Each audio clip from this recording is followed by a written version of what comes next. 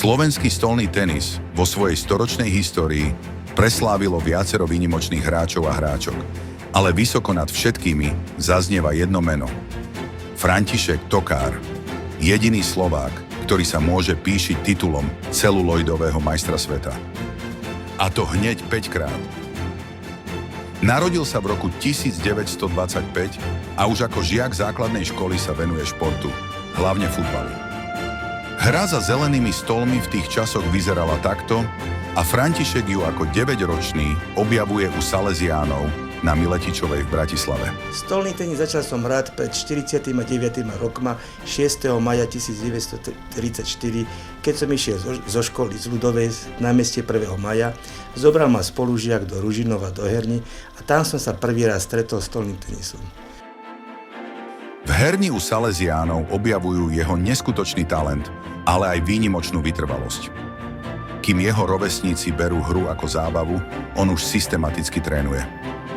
Tréningu venuje aj na dnešnú dobu neuveriteľných 5 až 7 hodín denne, aby sa stal najlepším. Výsledky sa dostavujú a už ako 12-ročný sa stáva mládežníckym majstrom Bratislavy a ako 15-ročný vyhráva rovnakú súťaž už aj medzi dospelými. Nie náhodou tak dostáva pozvánku do dospeláckej reprezentácie Slovenska.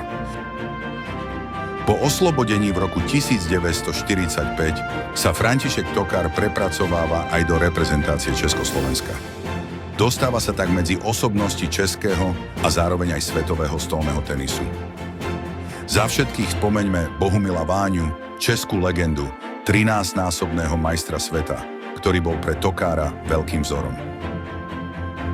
Tokár sa stáva 5-násobným majstrom sveta, 4 razy ako člen družstva Československa a raz vo štvorhre spolu s Čechom Ivanom Andreadisom.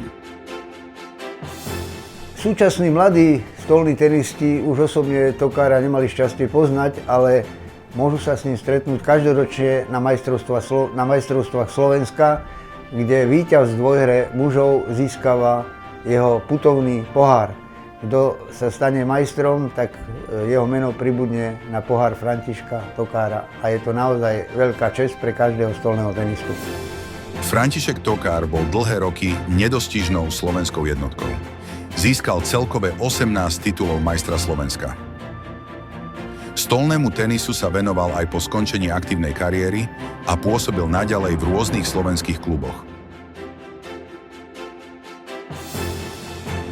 Vychovával najmä mladé talenty, venoval sa organizovaniu súťaží a propagácii stolného tenisu.